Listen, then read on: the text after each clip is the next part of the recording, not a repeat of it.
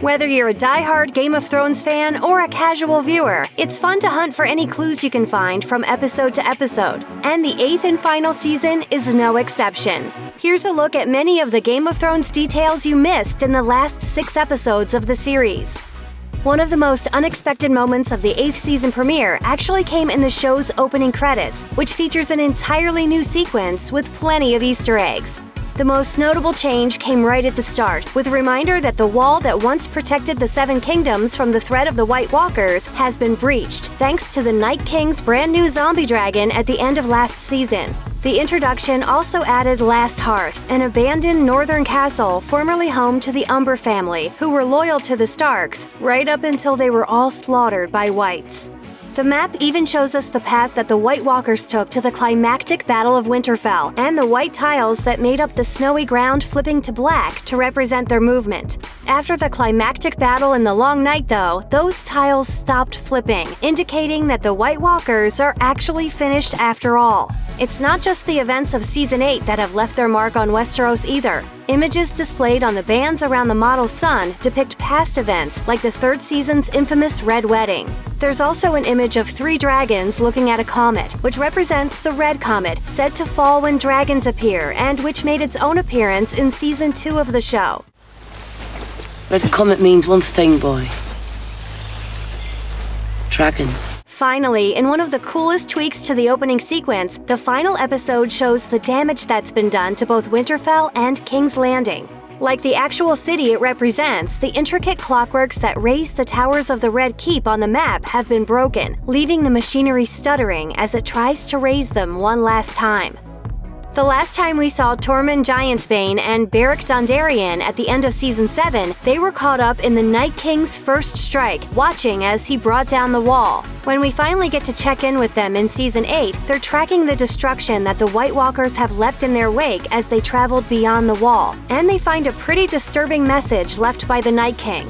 The young Ned Umber, turned into a white and pinned to a wall amidst severed limbs, provides the season's best jump scare when he reawakens and has to be set aflame. It's one of the most distressing images in the series' recent memory, with Umber's dead body at the center of a spiral pattern made up of body parts. But it's not the first time audiences have seen this pattern.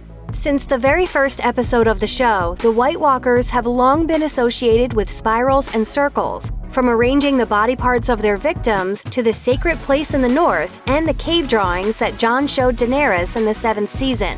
Perhaps most crucially, the spirals can be seen in the scene that showed the Children of the Forest creating the first Walker, suggesting that these shapes have more to do with the lore of the Walkers than viewers fully understand.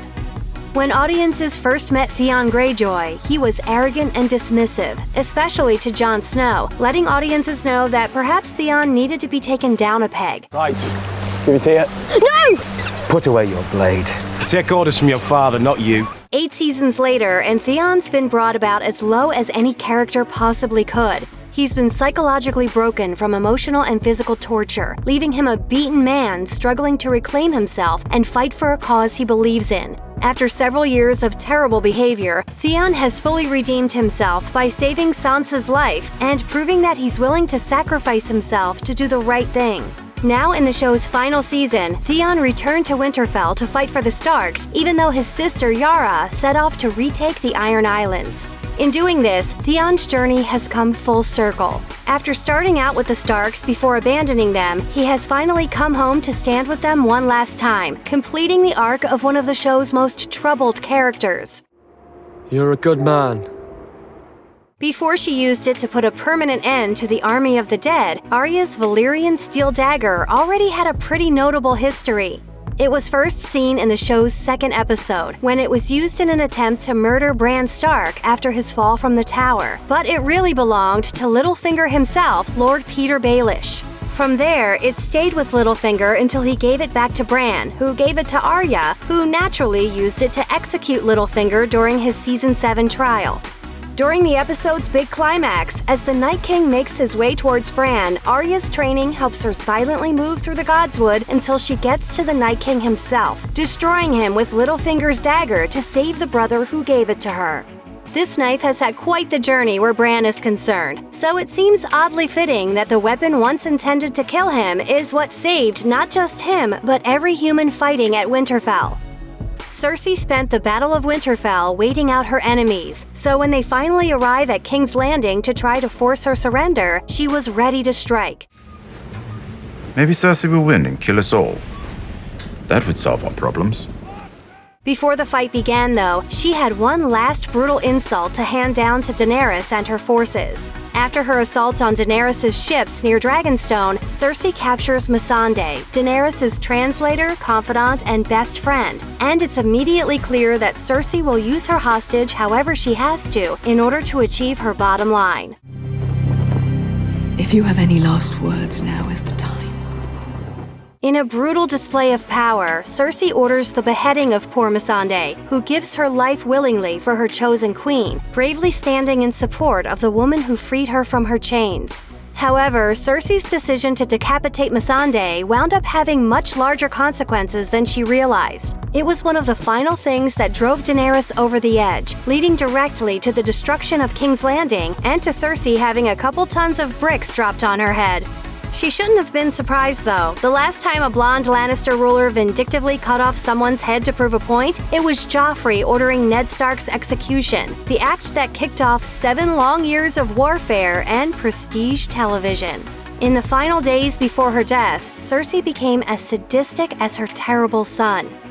As one of the only substances that can destroy a White Walker, Valyrian steel can be tough to come by. As a result, only a small handful of characters on thrones are in possession of weapons made out of it.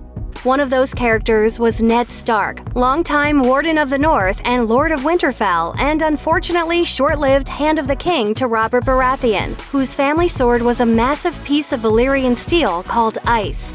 After the honorable but naive Ned figured out that Prince Joffrey wasn't Robert's biological son, he ended up losing his head, and ice was melted down and remade into 2 new blades. The first, christened Widow's Wail by Joffrey, was barely used before Joffrey met his own untimely end. It ended up with Jaime, his uncle/father. You said my father was my father, but my uncle is my father! My father is my uncle! The second sword, Oathkeeper, was gifted to Brienne of Tarth. Though Jaime and Brienne spent some time on opposing sides of the conflict between the Lannisters and the North, they joined forces again during the Battle of Winterfell. As they fought side by side, the 2 parts of Ned's sword came together once again to defend House Stark, which feels perfectly fitting. Was reforged from Ned Stark's sword. You'll use it to defend Ned Stark's daughter. Davos Seaworth might seem prickly at times, but his soft side always showed around Shireen Baratheon, daughter of the late Stannis Baratheon. Shireen was afflicted by grayscale as a baby, and while healers were able to stop the progression of the disease, she still bore its scars on her face, making her somewhat of an outcast. This bonds her to Davos, especially when he's imprisoned by Stannis for turning against his king. While he's in captivity, Shireen teaches Davos how to read, and the 2 end up forming a real bond. When Davos discovers later that Shireen has been sacrificed by Melisandre to help Stannis' cause, he's understandably devastated.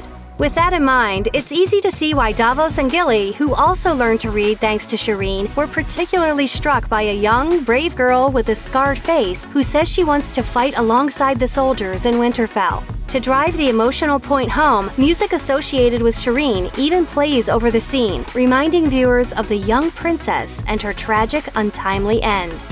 Considering that he held the position of Master of Whispers, it's no surprise that Lord Varys, also known as the Spider, traffics in secrets. It's what he's best at and what he continued to do right up until the very end of his life. Having spent time with Daenerys' father, the Mad King, he was understandably wary of the Dragon Queen's quick temper and stubborn attitude, something that he brought up with Tyrion in a conversation that led to him being executed as a traitor. Each of us has a choice to make. I pray we choose wisely. Varys doesn't plot against Daenerys for long before he's taken to the beaches of Dragonstone and executed by her last living dragon, Drogon, during the penultimate episode of the season. It shouldn't come as a surprise, however, that he had a backup plan in place to stop Dany himself. Before he's hauled off by the guards, he has a cryptic conversation with a servant girl about the fact that Daenerys isn't eating. In hindsight, it's easy to look at this as the subtle indication of a last-ditch effort by Varys to stop Dany before she can launch her attack on King's Landing. It's possible that he was using one of the show's favorite methods of assassination, trying to poison Daenerys before she can follow in her father's footsteps. In the end, her grief over Missandei and one of her dragons kept Daenerys safe from eating anything that Varys may have meddled with, and King's Landing paid the price.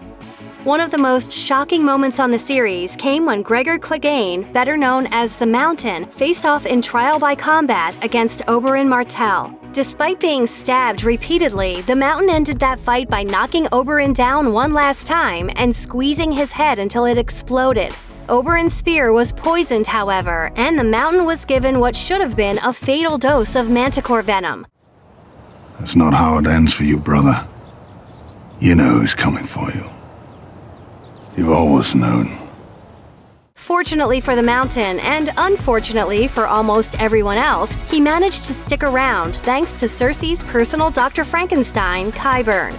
He didn't just become a mindless, reanimated corpse, though. If you need any evidence that there was still at least a little bit of the Mountain in that massive, horrifying body, it's that, like all the best fighters, he still uses his patented finishing move. When he finally showed up for the long-anticipated showdown that fans called Clegane Bowl, it seemed like the Mountain's little brother Sandor, nicknamed the Hound, was going to meet a similar fate.